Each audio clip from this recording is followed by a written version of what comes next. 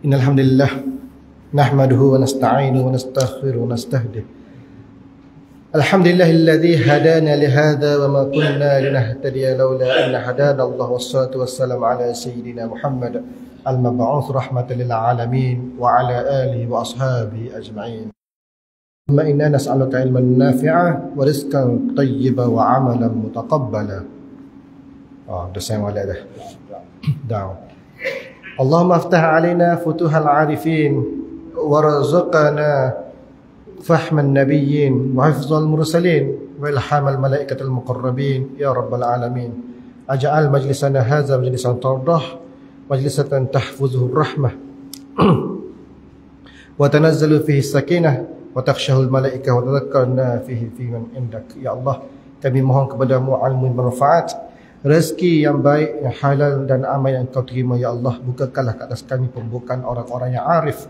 Rezekikanlah kepada kami kefahaman para nabi, hafalan para rasul dan ilham para malaikat dekat denganmu. Ya Allah, wahai Tuhan sekalian alam, jadikanlah majlis ini majlis yang kau radai, yang kau kunjungi, dikunjungi dengan rahmat dan juga kau turunkan dengan ketenangan, diliputi para malaikat, disebutkan kami di sisimu. Ya Allah, ya Arhamar Rahimin.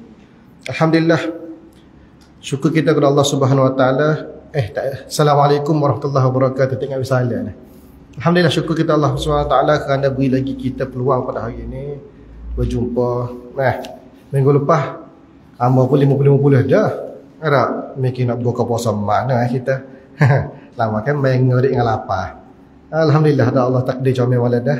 Ada malai gaya ni comel-comelnya. Ada solat sunat tasbih dan sebagainya, tak terganggu lah. Baik, kita teruskan lagi pada malam ni dengan sambungan daripada kitab ringkasan pilihan lengkap surah Nabawiyah, Tahzib surah Nabawiyah daripada Imam Nawawi. Kita baru pergi muka surat 2, jauh lagi. Minggu depan pun muka surat 2 lagi ni panjang. Kalau baca tahzib ni ringkas-ringkas enam-enam lah, tapi kita tak usah pergi ringkas enam-enam. Kita nak pergi kepada satu persatu. Cuma tahzib ni dia bagi kita checkpoint, mudah kita nak tahu. Jadi berapa lama pasal muka surat 2 ni? Fasal permulaan fasal permulaan ringkasan daripada Imam Nawawi kata 10 tahun Nabi buat di Madinah. Islam buat apa di Madinah 10 tahun. Tahun pertama kita bincang dah minggu lepas, iaitu berapa nama mula-mula Nabi buat. Pertamanya Nabi bina Masjid Quba sampai di Madinah. Kemudian Nabi bina Masjid Nabawi. Kemudian Nabi bina rumah dia sendiri. Kita huraikanlah satu-satu tu. Kedua, Nabi buat apa? Nabi mempersaudarakan orang-orang kampung di Madinah. Siapa dia? Ansar. Mempersaudarakan orang Ansar dengan Muhajirin. Pendatang-pendatang ataupun hak datang berhijrah ni dipersaudarakan oleh Nabi. Ada hak nikah kahwin dan sebagainya. Kemudian hak besar sekali pada tahun pertama tu, ada paderi ataupun orang panggil terimeh Yahudi, Abdullah bin Salam, masuk Islam. Atas dasar apa? Atas dasar kitab yang ahli kitab ni kadang-kadang pun dia akan pergi kepada Islam lah. Kalau dia betul ahli kitab, kalau dia betul ngaji kitab ada Taurat, Zabur, Injil tu, dia akan pergi dengan perakhirannya dia akan masuk Islam. Dan begitulah yang dicontohi orang imam Yahudi ni, padri Yahudi ni, Abdullah bin Salam. Nabi mari Islam, Nabi buat Islam, dan inilah dia mengakui bahawa Nabi terakhir dan masuklah Islam. Jadi Yahudi pada masa tu trigger ni jetak warna tu email aku, kau nak kata lebih kurang gitu. Jadi satu kejayaan besar Islam tahun pertama tu, tak kena balas banyak dengan Yahudi sebab tu email dia sendiri pun masuk Islam Dan yang keempat, apa nama tahun pertama tu, pensyariatan azan melalui sahabat. Kemudian berlakulah lantunan azan di mana masa tu orang Islam tengah mikir lagu mana nak panggil semaya. Jadi berakhir dengan mimpi sahabat. Dan Nabi mengesahkan bahawa mimpi itu benar, bahawa beginilah azan, dan Bilal bin Rabah pada masa tu melakukan azan. Jadi muazzin. Hebat Bilal tak Bilal ni. Malaysia, Singapura, belah Asia ni semua panggil tak Bilal belaka. Pangkat tak Bilal. Jadi masalah kamu dah tak Bilal ni. Sebenarnya dia baik muazzin. Tukik azan. Kita pergi kepada tahun kedua. Pada muka surat 2 tu juga. Tahun kedua ke apa nama Nabi buat Islam berlaku di Madinah. Tahun kedua ada 6 perkara besar.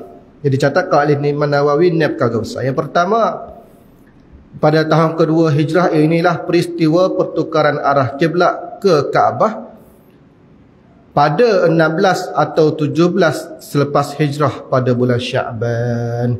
Berlaku bila pertukaran kiblat? Pada bulan Syaban. Tahun kedua pada bulan ke-16 ke bulan ke-17 ada qad nara taqalluba wajhika fis sama. Aku tengok, Allah kata kepada Nabi, aku tengok sama memandang langit kepada langit. Ada falunabluwan liannaka qiblatan tardaha, maka sesungguhnya kami akan memalingkan kiblat engkau ke kiblat ke tempat yang kau sukai. Fawalla wajhaka syatral masjidil haram wa haitsuma kuntum fawallu wujuhakum syatrah wa innal ladzina utul kitab la ya'lamuna annahu al-haqqu min rabbihim wa ma Allahu bighafilin amma ya'malun. Ya, Allah kata kepada Nabi, kami semua, aku semua tengokmu, tengok langit. Nabi tengok langit semua kejadian itu. Ada kisah apa tengok langit ni? Kita pergi ni, kita baca tafsir dia. Kami sering melihat wajahmu wahai Muhammad menadah ke langit, maka sesungguhnya kami akan memalingkan engkau ke kiblat yang kau sukai. Maka hadapkanlah wajahmu ke arah Masjidil Haram, dan di mana sahaja kamu berada, hadaplah wajahmu ke arahnya. Dan sesungguhnya orang-orang Yahudi dan Nasrani yang diberi kitab benar-benar mengetahui bahawa berpaling ke Kaabah itu adalah benar dan Tuhan mereka, dan Allah tidak sekali-kali lalai terhadap apa yang mereka lakukan. Allah tegur Nabi sebab Nabi semua tengok langit. Apa Nabi tengok langit, kita cerita apa ni. Satu riwayat sahih ada pertukaran kiblat berlaku ketika Nabi Muhammad sallallahu alaihi wasallam sendiri mengimamkan solat. Di mana? Di satu masjid berada di Madinah. Nama masjid tu Masjid apa? Kita dengar sama kat Masjid Qiblatain lah. Diberi nama Masjid Qiblatain tu sebab peristiwa tu asal dia Masjid Bani Salamah. Bani Salamah ni, keturunan Salamah ni lah, dia bina masjid. Tak jauh daripada Madinah, daripada Masjidil Haram, dekat je. Tapi mudah nak pergi masjid. Bani Salamah buat masjid, dan Nabi sembahyang di Masjid Bani Salamah. Apa dia sembahyang situ pada waktu Zuhur tu? Ia berlaku antara Zuhur dan Asar, antara Zuhur ataupun Asar. Apa berlaku situ? Kenapa Nabi pergi sembahyang situ? Tak ada ceritakan dengan jelas. Sepatutnya kalau ikut logik, kamu kan Nabi bina Masjidil Haram Madinah kan? Duduk di Madinah Nabinya, tapi nak jadikan takdir Allah ada. Nak takdirkan bahawasanya ada nak jadi tukar kiblat tu pada Masjid Bani Salamah. Jadi Gilan ini dikenali sebagai Masjid Qiblatain. Kalau Gilan ni kat memang besar tukar. Dulu kalau pergi 2-3 tahun lepas kecil sombak arak marah. Kalau Gilan ni ada setengah tahun lepas comel dah. Siap agak tak luah dah. Ada kelebihan kau semaya situ? Tak ada kelebihan. Serupa Masjid Al-Maghramah. Nabi tak janjikan apa-apa kelebihan.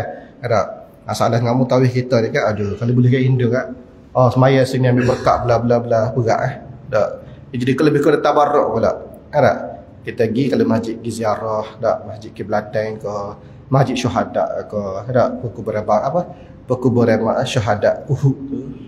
Pergi sekadar ambil buat syarat, kita kata pernah sapas sini. Tak ada kata nak berdoa black khusus. Nak ambil barakat tabarruk situ jangan. Rekod ni mana barakah ke. Tapi mana tempat betul-betul barakat? Masjid Quba lah. Nabi janji dah. Masjid Quba benar-benar dah janji ada barakahnya situ, mengejai walaupun ada satu hadis ada dhaif mengejai solat 2 rakaat Qiblatain di Quba menyerupai pahala haji. Tak apalah ambil tu. Sebab memang ada. Dan Nabi besok mau pergi Masjid Quba. Di Masjid Qiblatain ni sekali ya kisah Nabi di sini. Dia ambil syarat kata Nabi pernah sapa, betul pernah sapa. Pergi nak semayang, pergi lah. Tapi jangan ambil tabarak. Jangan tabarak lebih-lebih. Pada permulaan awal Islam, kiblat adalah di mana? Di Baitul Maqdis. Di Palestin. Kenapa? Kerana segala kebermaneka agama Samawi ni, pak kitab ni berada di Baitul Maqdis. Itu kisah dia. Termasuklah agama Islam, hak awal-awal Nabi diperintahkan solat pun menghadap Baitul Maqdis. Dan Baitul Maqdis ni seholah sampai dulu sampai kala ni pun Yahudi duk kuasai. Yahudi duk kuasai. Jadi lagu mana? Bila Islam masuk Madinah, Yahudi dak nyanyi mu nak suruh aku masuk Islam. Tapi mu pun sembah Aqsa, mu pun sembah Palestin. Boleh ke dia Nabi sedih Sedih Nabi SAW menghadap ke langit. Menghadap ke langit sebab apa? Sebab Allah langit. Sudahlah. Besar sini dah. Tak kira lah sebab apa dah. Menghadap ke langit menunjukkan kesedihan Nabi SAW. Nabi sedih. Allah penatnya. Kena nyanyi sama kot Yahudi ni. Yahudi kata gitulah. Yahudi kata, mu nak ajak aku masuk Islam, mu pun sembah tempat aku sembah. Ngadap kiblat sama. Padahal Yahudi ni tak, kalau kerja pergi Palestin, tak pergi Palestin tengok sendiri lagu mana Yahudi sembah. Dia ada dinding dia, Wailing Wall. Dinding besar, belakang bawah masjid lama. Semua dinding yang naik, tiap merayu, metok, siap tulis sorak. Tulis doa, sorak selit dinding. Lepas tu boleh juga siapa lepas tu. Cuba. Tak beza dah dengan orang kita sendiri pun ada juga pergi kubur, pergi masjid kat kubur Imam Syafi'i. Penuh hamba tengok tulis sorak. Masuk duit sahal lah. Ingat Imam Syafi'i tu boleh gebel dengan duit dia beri. Tak serupa, tak beza pun dengan orang Yahudi. Tulis sorak. Jadi nak apa tak celah batu, lepas tu duduk teriak meratap Wailing Wall. Wailing tu meratap meratap lebih kurang masuk dah. Sembah situ Yahudi sembah situ. Jadi Islam pun menghadap kiblat tu ke arah Palestin, Masjid Aqsa. Dinyanyi ke Yahudi, sedihlah Nabi menghadap bait Allah Subhanahu Wa Taala, ditukarkan ke Kaabah. Sebab apa? Kerana di Kaabah tu ada kiblat Nabi Ibrahim, ada identiti Islamnya sendiri. Rafa Ibrahim, mengangkat Nabi Ibrahim ke Kaabah. Cerita Israelia, Nabi Adam hak minta malaikat bina Kaabah. Itu cerita lain lah. Dan sebab katalah Nabi SAW tengok langit, berharap wahyu daripada Allah, maka Allah pun tunggulah ayat tadi. Qala nara taqalluba wajhika fis sama. Aku sama lihat tengok langit, maka aku akan malaikat ke arah kiblat hak mu nak. Nabi nak mana? Nabi nak ke Kaabah. Bila berlaku kiblatan ni, tukar dua kiblat ni berlaku pada solat Zuhur di Masjid Kiblat. Ada setengah pendapat kata waktu asar, tapi kira apa game besar sekali waktu Zuhur. Di Madinah Nabi tengah semaya, turun wahyu, baginda kemudian pun berpusing ke arah Kaabah dan makmum ikut sama. Inilah menjadi satu timbul ketaatan perintah Allah secara asal. Pada masa tu orang yang munafik ni, orang 50-50 dah, 50-50 dalam masjid Islam tu mikir yalah gadak ni. Ada tiba-tiba tukar dah. Masa tu ada juga orang tak paling. Tu cerita ke tepi kecil-kecil tu.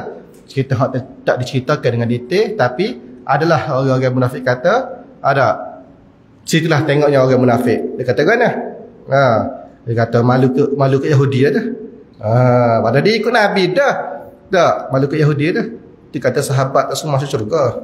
Dia ada sahabat-sahabat, ada Waqai dan sebagainya, sahabat hak memang dijamin syurga, sahabat hak memang hidup saja-saja bersama dengan Nabi dan jumpa Nabi tapi tak ikut Nabi pun ada.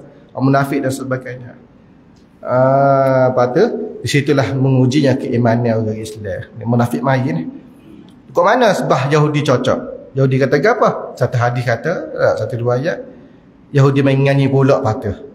Sebelum tu nyanyi dah, mungkin nak suruh aku masuk Islam, mu pun sembah apa? Masjid Aqsa juga, sembah Palestin.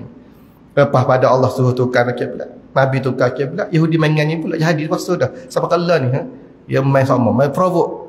Dia kata, "Wa nak tukar. Kau sebelum ni salah kah? Silap ke Islam boleh ni?" Sudah. Orang munafik ni belah bahagilah, tak percaya Nabi. Jalan buat apa tukar? Salah ke boleh ni? Tu. Jadi orang munafik ni dia goyah, dia email dia tak kemah, mulalah kona. Ya inilah dan membezakan salah satu hikmahnya sebab selepas tu dia pergi. Jadi sinilah salah satu hikmahnya tukar kiblat ni. Orang-orang munafik ni Allah tapih comel dah bab berlakunya pertukaran kiblat ni, Allah tapih filter molek dah. Tapi lagu mana hak mu tak percaya, out. Tak payah pergi pergi. Mana jadi munafik ada lah. Panjang lagi cerita pada pergi Uhud dan sebagainya. Jadi hak mana hak tinggal dengan Islam, hak betul-betul taat kepada Nabi. Mudahlah pesakit Islam. Gerak Islam mudahlah. Tak ada dah orang bagi dua. Orang bagi dua tu out dulu je. Di kebelakang ni pun tukar kiblat ni out bagi dua lah. Nabi nak sangat tukar ke Kaabah ni, antaranya ada tauhid Islam ni dekat lagi dengan pensyariatan Nabi Ibrahim, dengan haji, dengan umrah, ada dengan apa tu wukuf dan sebagainya. Dan juga membezakan kiblat orang Islam dengan Yahudi. Tak asal turut Islam, tak asal turut Yahudi lagu-lagu mana pun. Dan Nabi nak jadikan bahawasanya Kaabah dia salah satu simbol Islam yang benar. Satu simbol hak benar-benar simbol Islam. Orang kata tak ada kota Allah orang tank lah. Tak ada orang boleh konsep. Cerita tentang kiblatan. Poin kedua, tahun kedua apa juga berlaku, difardukan puasa Ramadan selama sebulan 30 hari. Berlaku pada tahun kedua. Kita puasa baru ni tu. Hak kita puasa pada tahun depan tu bila disyariatkan? Tahun kedua. Tahun kedua Nabi di Madinah. Ada sebelum tu tak puasa kan Nabi? Puasa dah. 30 hari ni bila? Pada tahun kedua tu. Bukan boleh jadi 30 hari. Selepas turunnya ayat daripada surah Baqarah ayat 183. Ya ayyuhallazina amanu kutiba alaikumussyam kama kutiba alal ladina min qablikum la'allakum tattaqun. Wahai orang-orang yang beriman. Nabi suruh beriman puasa dah Islam. Allah suruh beriman masa tu. Diwajibkan ke atas kamu berpuasa sebagaimana diwajibkan ke atas orang sebelum kamu agar kamu bertakwa. Tahun kedua. Ni proses pensyariatan Islam banyak. Mekah belum ada hijrah, proses memperkenalkan Islam. Di Madinah proses pensyariatan. Kebanyakan-banyaknya pensyariatan ni berlaku di Madinah.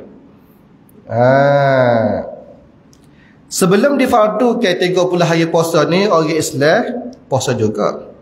Sama seperti pada orang Yahudi puasa. Sebab apa? Sebab kita sama-sama agama samawi. Sama juga dengan orang Kristian. Kita Injil, Zabur, Taurat semua puasa.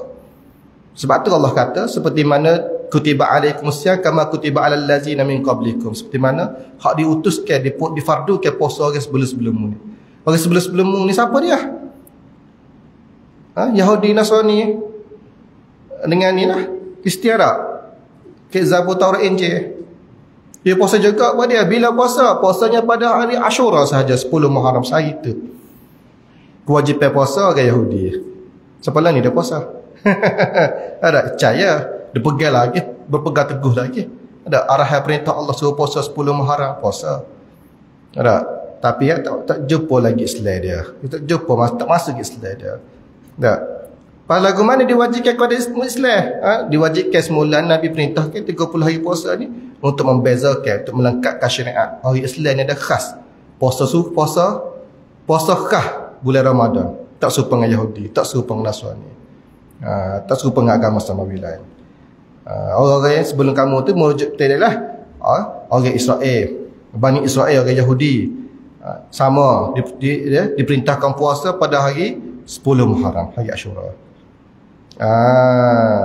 Orang Kristian, Nasrani ada juga konsep dia 10 Muharram tu. Tapi Yahudi ni, Nasrani, Kristian ni, dia berbeza sama mengikut gereja masing-masing, mengikut pak masing-masing, padri dia. Ni berat ni orang Kristian ni. Dia pegang kitab Nasrani, dia pegang Injil, tapi dia dengar lebih kata fatwa tu email dia kuat lagi berbanding dengan kitab yang ada suruh puasa sikit-sikit waktu, tapi tu email dia kata lagu tu lah. Sebab tu berat lah kalau kita ni ada bimbel kita Malaysia ni lagu tu lah. Bimbel baru mana? Bimbel semua duk mari jemaah masjid ni contoh lah. Bila pergi luar dia menafikan ibadat orang di masjid luar tu. Sebab dia totok doa dengan masjid dia. Contoh, kita kata bak orangnya lah, tak payah cara bak kunut lah. Cara bak sujud sejadah. Bos bila sujud sejadah ni dak, masjid tak rajin, masjid dia main tak kaji tinggal sujud sejadah. Bila dia pergi tempat luar, masjid lain, tak kira lah luar mana, tak luar ada kerai ke contohnya tak. Biasanya beza negeri, luar negeri sikit. Ada Allah kau lupa, tak emen tak sejadah, dia rasa tak sah semaya dia. Dia terikat situ. Apa? Sebab dia sama dia asuh di masjid dia ni wajib mari Jumaat, pagi Jumaat sujud sejadah. Sedangkan kalau dia terlepas subuh saja, dia bayar rumah saya tak baca sejadah. Ada. Jadi dia make kita sah. Lagi itulah kita takut. Ada, takut jadi Kristian, lagu tu Kristian. Ada. Kristian Nasrani lagu tu. Dalam kitab Injil molek-molek kata kena puasa, tapi kalau pedri kata tak wajib puasa tak. Tak. Kalau pedri kata ada, dalam kitab molek-molek kata kena minta ampun dengan Tuhan. Tapi kalau pedri kata minta ampun aku tak apa dah 10 ya. Aku apa dosa aku. Mudah ada dah. Agak haram pedri kata apa kalau minum sikit. Lah ni pun ada juga orang Islam kita ada gerakan gapo itu rasa senyap dah dia lah ni. Ada dia kata boleh minum arak selagi mana tak mabuk. Dia ambil kisah Nabi, orang mabuk tak boleh mendekati solat. Ada gapo ayat ada tengok dah. Tak ingat dah, kamu tengok gapo nama ayat dia. Allah tertubik. Dia tak ada dalam skrip ni tertubik ni, kalau tertubik dalam skrip tu beda. Ada. Dia tak boleh mendekati solat bagi orang mabuk. Dia katakan bahawa maknanya orang Islam boleh minum arak lah kalau mabuk tak boleh sembahyang. Situ dia. Ada. Jadi berat dia tak guna konsep. Jadi amalan Kristian lagu tu lah. Dia kata lagu ni dia. Tapi kalau pergi gereja lain, dia segera tak sah. Kalau kita sembahyang jemaah wajib tak? Wajib. Gimana pergi Mekah, pergi Morocco, pergi Afrika, hari Jumaat sembahyang.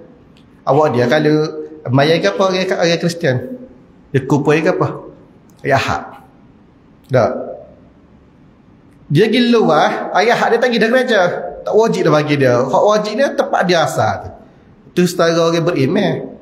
Hak tak pergi gereja tu banyak mana lagi tak. Banyak beriman cara dia, bukan beriman bukan beriman lah mana setara hak dia percaya ke agama Kristian dia tu.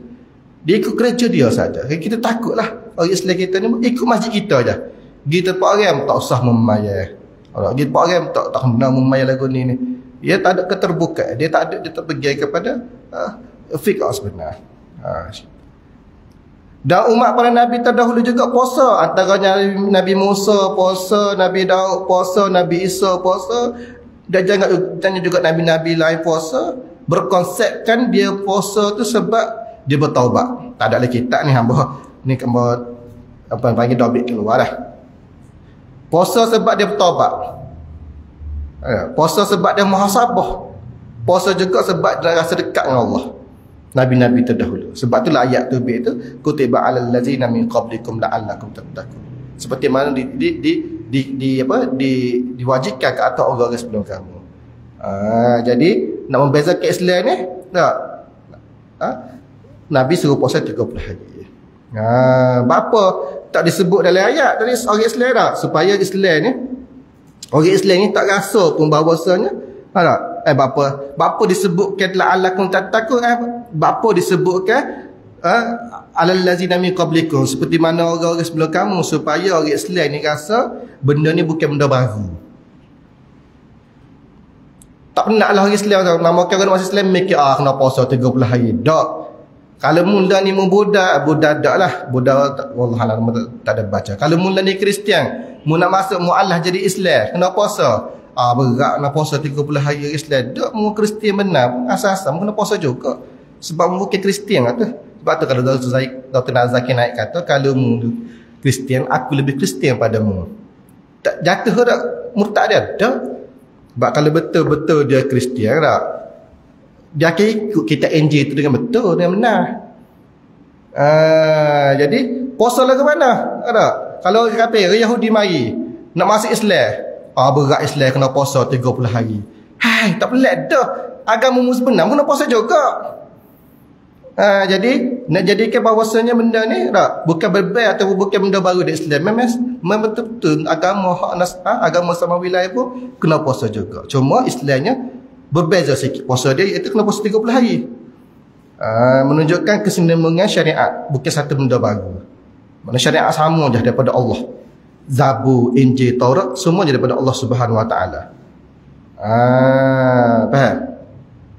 Bezanya puasa Islam ni lebih tersusun Ada dengan penuh ganjaran dan diberikan syariat. Bagaimana dengan 30 hari ditentukan?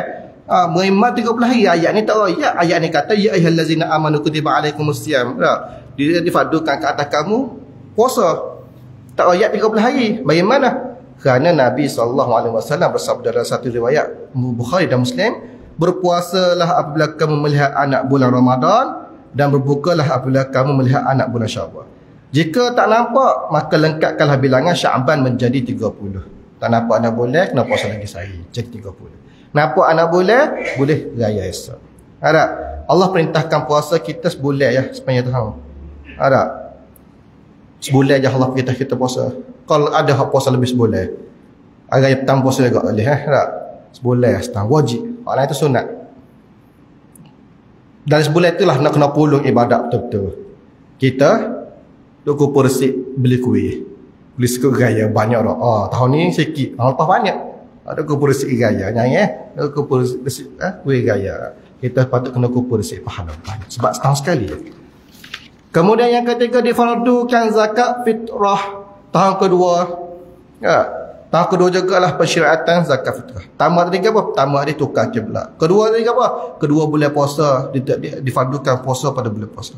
Ketiga zakat fitrah. Zakat fitrah ni apa? Zakat fitrah ni zakat yang diwajibkan pada akhir Ramadan sebelum solat Aidilfitri. Wajib. Sunat dia sebelum khutbah. Ada. Tujuannya untuk mensucikan puasa kita. Nak tapung-tapung topak sikit puasa kata hak kuruh tu, dan untuk memberi kepada orang fakir bergembira pada hari raya Aidilfitri. Riwayat Bukhari dan Muslim juga daripada Ibnu Umar radhiyallahu anhu, Nabi SAW mewajibkan zakat fitrah pada bulan Ramadan 1 syak tamar atau 1 syak gandum ke atas setiap orang Islam, merdeka atau hamba, lelaki atau perempuan. 1 syak. Istilah pengukuran zaman Nabi ni banyak. 1 syak kan sekatal lah kita. Tak. Banyak lagi mahalah kita guna dah. Lepas tu tak ingat dah. Nabi satu hadis tu Nabi mandi dengan satu apa tak ingat istilah dia, dengan 2.5 liter air. Nabi mandi wajib. Satu dia punya apa tak ingat dah. Tak apa, jumpa mau ingat kita tanda lah. Baik. Nabi SAW mewajibkan zakat fitrah pada bulan Ramadan 1 syak ataupun 1 syak tamak atau 1 syak gandum. Ada kata-kata ke lah ni lah, tak nak mikirlah lagu mana 1 syak tu, tak nak mikirlah segatai tu lagu mana. Tunggu je hak majlis ayat lapar ya. Jangan petikar lah. Dulu 2 ya, kira zaman dulu 2 ya. Dulu 50 ya satu troli boleh beli tak? Lah ni boleh juga satu troli 50 ya, beli kapah. Dia besar sikit. Punya satu troli tak? Jadi ketika hak majlis ayat banyak tu. Kalau tak bayar lah ke mana? Tak bayar tak apa. Kalau bukanlah daripada orang hak mampu. Lagu mana orang tak mampu? Fakir miskin benar-benar. Lagu mana fakir miskin?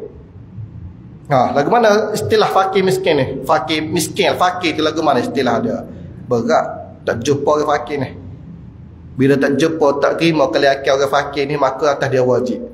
Gana orang fakir ni, pendapatan dia hari ni boleh tentu cukup tu nak makan. Payah panjang cerita dia. Ni kita bukan cerita pakai zakat fitrah, kita nak cerita pasal sirah dah. Di persyaratan benda tu tak apalah, berikut tema dia lah, pandai lah, berikut orang pandai lah. Kadar asal dia 1 syak, lebih kurang 2.3 kilo. Makanan ruji seperti gandum, berah dan sebagainya, ruji lah. Nabi tu pakai berah, pakai gandum. Lepas tu kita takkan nak pakai gandum juga, kita pakai ruji lah. Makanan kita ke apa? Berah pula tengok berah lagu mana, ada 3 jenis berah. Berah tempatan, berah import, berah orang kaya. Berah kaya ada juga, tak makan berah. Ada berah-berah setakat berenas tak makan. Ada kena makan berah daripada mana? Daripada Morocco, daripada India, berah panjang tak, berah basmati. Mahal kau tu. Paling-paling tidak pun sekali di 14 riyal. Ada. Siapa wajib bayar? Setiap orang Islam, termasuk bayi hak sebelum terbenamnya matahari malam raya. Beranak belum pada benamnya malam raya tu, beranak sebelumnya ngorik raya tu, kena wajib atas bayi tu juga. Ramah terlepas pandai. Galak doa timur terima anak, galak doa boleh cucu, tak teringat zakat terus cucu tu. Dah 29 Ramadan, siap boleh tulis lagi nama anak Muhammad Ramadan, tapi tak bayar terus dia. Kena bayar terus dia sebab dia beranak sebelumnya jatuhnya matahari hari raya ngalah malam raya tu. Ada. Bila wajib bayar? Selepas terbenamnya matahari 30 Ramadan. Waktu afdal dia sebelum sembahyang raya. Sebelum khutbah raya. Sebelum sembahyang raya lah. Sebelum sembahyang raya tu afdal. Patut pasal afdal ya. Pala dia ada. Terus pas subuh dia berkata dah ada lalah tu tutup dah. Pagi raya minta maaf. Pagi raya minta maaf. Ada pakat marah habis dah. Guna mari anak mungkin 700 orang pagi raya belakang apa selak tak email. Kalau lewat dikira sedekah biasa. Ada bukan kira zakat. Zakat terus ni macam kita punya checkpoint terakhir lah bila puasa. Ada ngelah dah kupu-kupu belaka di checkpoint terakhir kita suruh borel ke malaikat atas. Pak Allah cak contoh dah tu lebih kurang. Benda terakhir hak dalam masa puasa. Dah banyak hikmah lah. Hikmahnya semasa puasa ni kita mungkin banyak ada lubang-lubang buana celulak dalam puasa, celak-celuk dalam puasa sebagainya tu tertapung di zakat terus. Kemudian sini ni di bulan di tahun kedua juga ni berlakulah Ghazwatu Badr. Nombor 4. Ghazwah Badar berlaku pada bulan Ramadan. Yang tukar dia pergi Khandaq gali pagi bulan Ramadan pergi bulan raya. Tapi Badar ni pergi Badar pergi dalam bulan puasa. Dolah baru Islam baru masuk Madinah tahun kedua kena pergi dah dalam puasa. Ada bila pergi tengah-tengah bulan puasa 17 Ramadan tahun kedua Hijrah, inilah perperangan pertama Nabi, perperangan pertama Islam. Ingat dah. Pergi Islam ni bukan pergi nak mengetah. Pergi Islam ni pergi untuk pertahankan. Islam tak ada pergi nak mengetah. Semua Islam pergi untuk pertahankan. Siapa sekali dulu? Orang luar lah sekali dulu.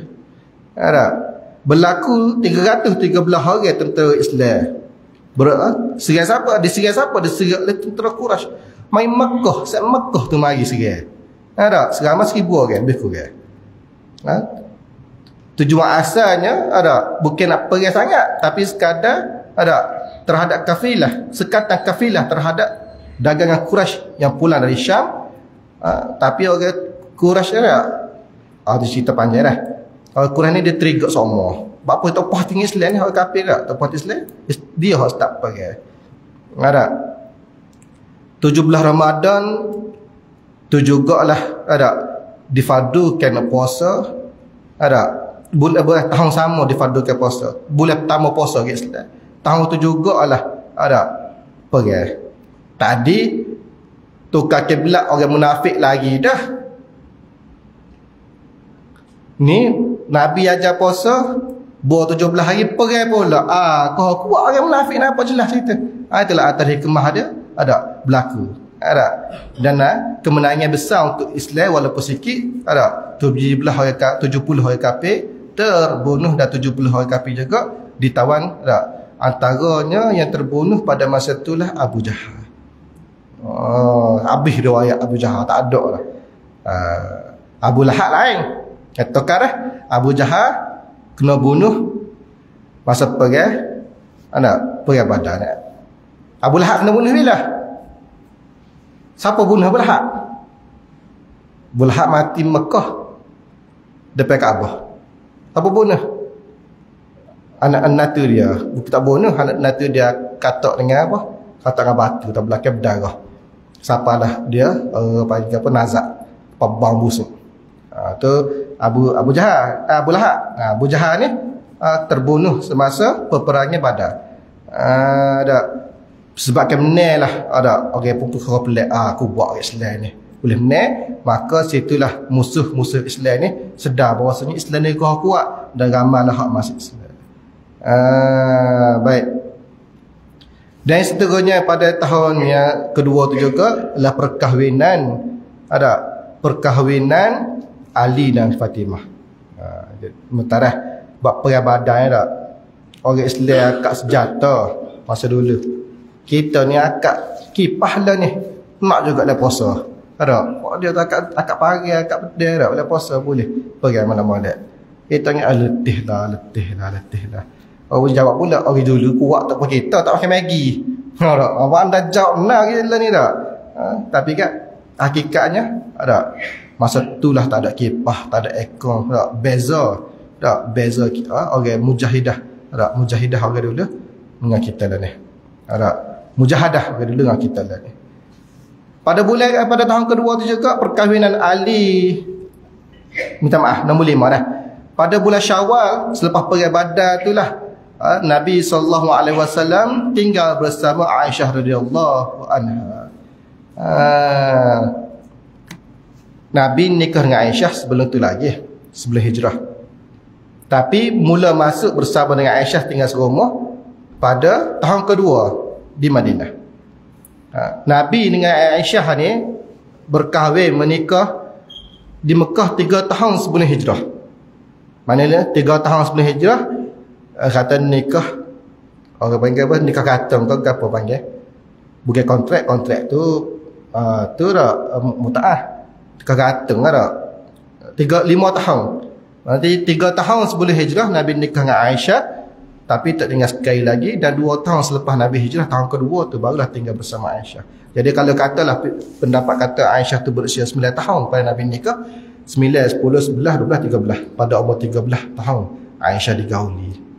Taklah, tak pelik 13 tahun. Lah ni 13 tahun beranak lah. Lepas tu dah kata Islam lagi tak. Orang Nabi nikah dengan budak. Panjang lagi. Ada 5 ni cerita pasal rupa-rupanya orang kafir tu. Tak. Antaranya pembesar Rom. Nama kapal mau tinggal dah. Sejarah ni. Nikah dengan budak umur 5 tahun. Zaman sebelum Nabi. Tak ada orang gagah. Tak. Pembesar Rom nama kapal tinggal. Nanti mau cari sebalik. Tak. Nikah dengan budak umur 5 tahun. Tak ada orang gagah. Tak pelik pun 5 tahun pada masa tu lagu mana sifat dia. Ada lagu mana pertumbuhan dia. Beza dengan orang lain tak. Aisyah ketika itu masih kecil, maka perkahwinan disempurnakan. Kemudian apabila mencapai umur sesuai, mana umur 13 tahun lah Aisyah digauli. Tak faham boleh. Ya, ramai orang kata Nabi nikah umur Aisyah 9 tahun. Tu digauli tak. Hanya sebagai mengesahkan benda tu. Tak pelik lah. Ada nikah gantung tak pelik. Dan tinggal bersama menurut satu riwayat sahih Nabi SAW tinggal dengan Aisyah pada bulan Syawal tahun kedua hijrah.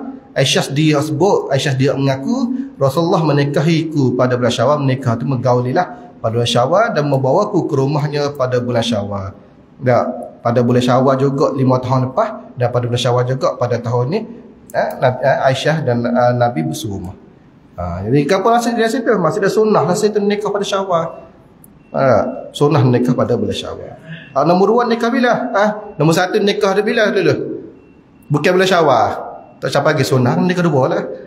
Nombor 2 ni nikah lah Syawal lah. Kata tak makna. Ada. Perkahwinan bukan sekadar peribadi tapi penuh dakwah dan sosial. Kenapa penuh dakwah? Tak. Sebenarnya kita dah nampak orang kata gatal lah nikah budak tu. Ada hikmah besar sekali. Ada hikmah besar sekali. Kerana Aisyah lah banyak masa bersama dengan Nabi. Aisyah lah antaranya satu-satu riwayat hak paling dipercayai, trusted. Ada 2,000 riwayat daripada Aisyah. Bukhari, Muslim ambil riwayat daripada Aisyah banyak. 2,000. Paling banyak sekali. Ada perawi wanita paling banyak sekali. Perawi wanita lain sikit lah daripada isteri-isteri Nabi lain semua sikit. Aisyah banyak sekali. Dan Aisyah jak bodoh lagi. Kalau ayat jak bodoh lagi tak. Tapi tak bodoh lah. Sebab dia ingat belakang. Ada.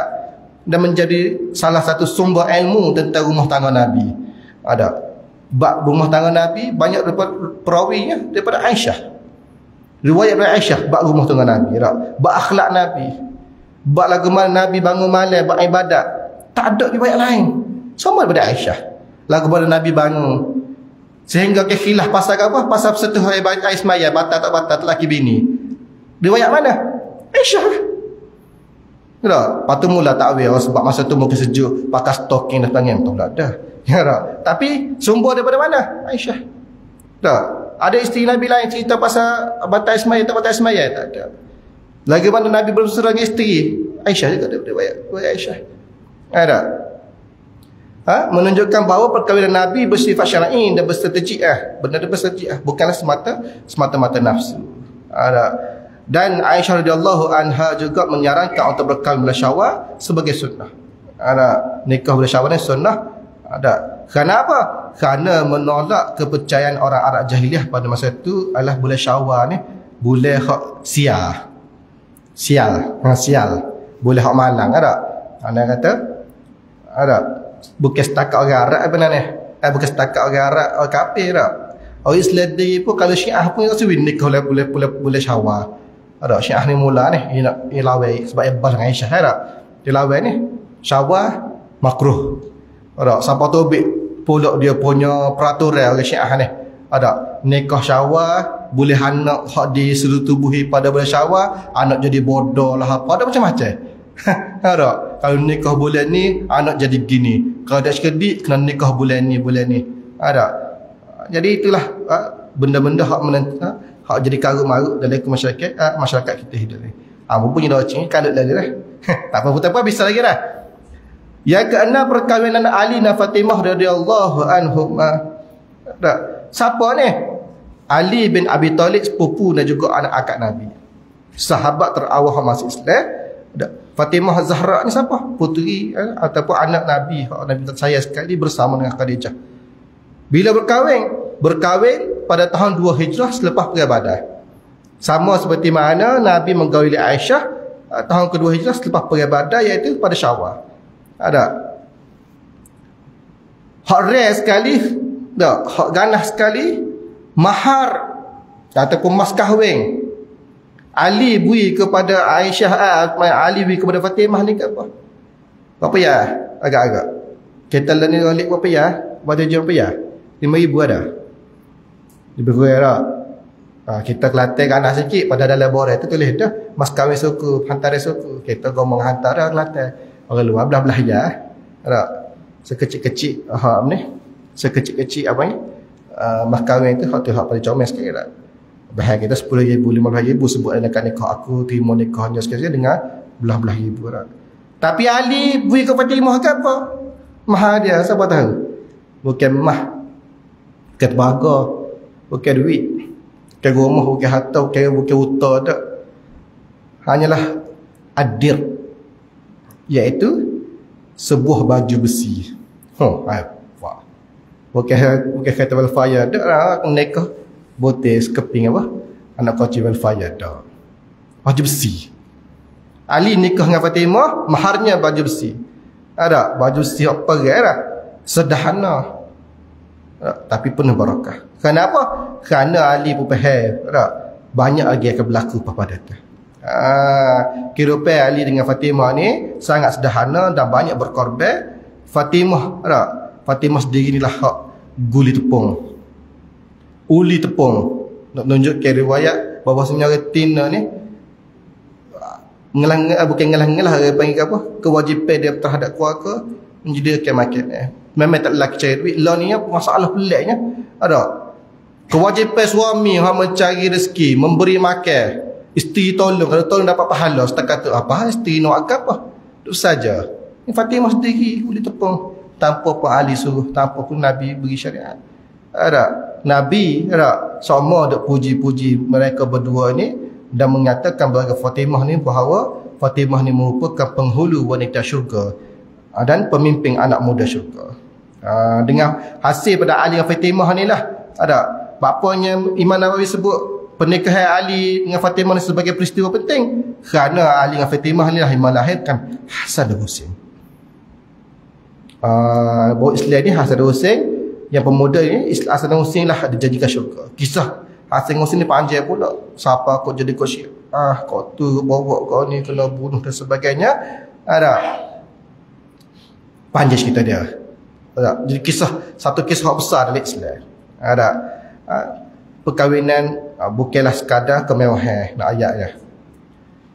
Antara umat Islam terawal kahwin Ali dengan Fatimah lah selepas hijrah. Orang lain Mungkin masa tu ada dah nikah lepas Islam masuk di Madinah tahun pertama tahun kedua tu, tapi sepengah skala lah, sepengah Arab jahiliah skala dengan bui mahar besar-besar. Tapi Ali dengan Fatimah ni lah mencetuskan satu fenomena baru. Islam ni tak membebankan untuk nikah, tak boleh syarat pelat-pelat nak nikah, sekadar baju besi pun boleh nikah dah. Lepas tu baru orang lain dia ikut. Kalau tak berat jadi Cina, menikah tak ada 100,000, tak nikah Cina. Nak nikah pun payah, nak mati pun payah Cina.